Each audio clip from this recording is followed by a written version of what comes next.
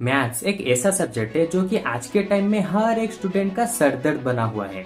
चाहे क्लास 8 में हो, क्लास 9 में हो, क्लास 10 में हो, हर एक बच्चे को मैथ्स से तो कभी ना कभी परेशानी होती ही है।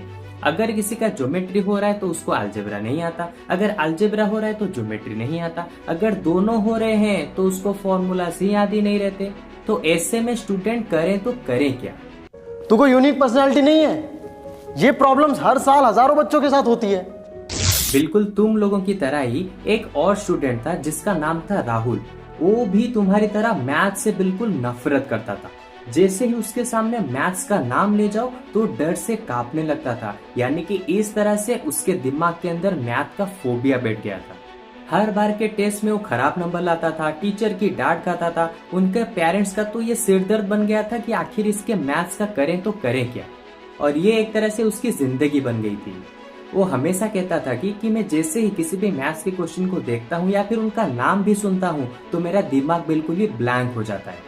क्लास में हर एक स्टूडेंट मैथ्स से रिलेटेड क्वेश्चन का आंसर देता था, लेकिन वो हर वक्त चुपचाप बैठा रहता था। और ऐसा करते करते उसका कॉन्फिडेंस लेवल भी बिल्कुल ही डाउन हो गया। घर में उसके पेरेंट्स उसको डांटते थे, उसको समझाते थे, क्या तुझसे ये छोटे छोटे मैथ्स के प्रॉब्लम भी सॉल्व नहीं हो रहे हैं? बस ये चीजें वो सुनता था और चुपचाप अपने कमरे में जाके बैठ जाता था। लेकिन एक दिन रात को कुछ ऐसा हुआ जिसके बाद से उसकी पूरी जिंदगी ही बदल गई। एक रात को राहुल के पापा ने एक अच्छी सी बुक लाके राहुल को पढ़ने के लिए दिया और उस बुक का फर्स्ट चैप्टर ही था मैथ्स को आसान बनाओ, कॉन्सेप्ट समझो, रट्टा मत मारो। बस उसी किताब ने ही उसकी पूरी आंखें खोल दी। पहली बार उसको लगा कि मुझे पहली बार किसी ने मैथ्स को एक कहानी की तरह समझाया है। उस पेज को यानी कि वो पूरे के पूरे चैप्टर को जैसे ही उसने पढ़ना खत्म किया, वहीं से उसका एक नया लाइफ वहीं से स्टार्ट हो गया। उस बुक के अंदर मैथ्स को इतने अच्छे तरीके से रिप्रेजेंट किया गया था कि वो इसके दिमाग में बिल्कुल ही प्रिंट हो गया और वो इसे अच्छे से कनेक्ट भी कर पाया। उसी रात को उसने पूरा ठान लिया कि अब मैथ्स से डरना नहीं है, अब उसको अपना दोस्त बनाना है और उससे कुछ कुछ सीखना है। हर दिन क्या करता, वो एक छोटा सा टॉपिक चुनता अपने मैथ से और 30 मिनट्स बैठ के बस उसी के ऊपर काम करता कि आखिर ये टॉपिक आया क्यों है, कैसे आया, हम क्यों इसे पढ़ते हैं, कैसे पढ़ेंगे। और धीरे धीरे इस तरह की छोटी छोटी टॉपिक्स उसके दोस्त बनने लगी। मैथ्स अब सिर्फ उसके लिए एक नंबर नहीं था, एक लॉजिक था, सोचने का तरीका था। जैसे फिजिक्स में speed equal to distance upon time होता है, उसी तरह से मैथ्स भी हमारे रियल लाइफ के साथ जुड़ा हुआ है। इस बात को अच्छे से समझ गया। अब उसके लिए एरिया का मतलब लेंथ इंटू ब्रेड्थ नहीं था, अब एरिया का मतलब उसका स्टडी टेबल बन चुका था। इस तरह से वो अपने रियल लाइफ से बहुत सारे एग्जाम्पल को लाके अपने मैथ्स को पढ़ने में बहुत ही ज्यादा इजी बना लिया।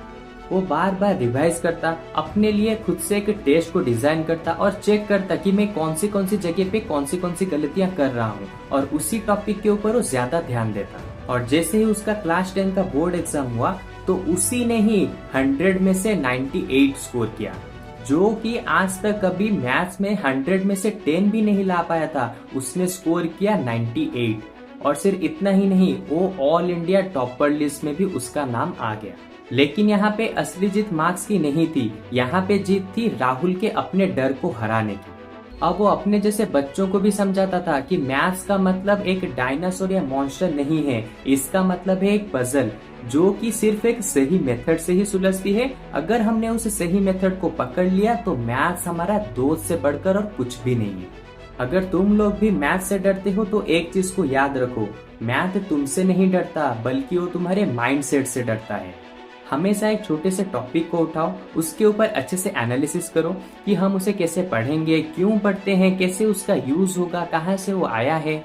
और हाँ, एक चीज हमेशा अपने आप को बोलना कि आई कैन डू दिस, क्योंकि जब तक तुम्हारा माइंडसेट ये नहीं होता कि मैं इस मैथ्स को कंप्लीट करके ही रहूंगा, तब तक तुम्हारा डर मैथ्स के ऊपर से नहीं जाएगा। मैथ्स से डरकर भागना बंद करो, क्योंकि आज तुम जिस चीज से डर रहे हो सकता है कल वो तुम्हारा सबसे बड़ा वेपन बन जाए। अगर तुम भी कभी मैथ्स से डरते थे या फिर आज भी मैथ्स से डरते ही हो, लेकिन आगे चल के अपने मैथ्स के इस डर को भगाना चाहते हो, तो नीचे कमेंट सेक्शन में जाओ और वहां पे लिखो चेंज स्टार्ट नाउ।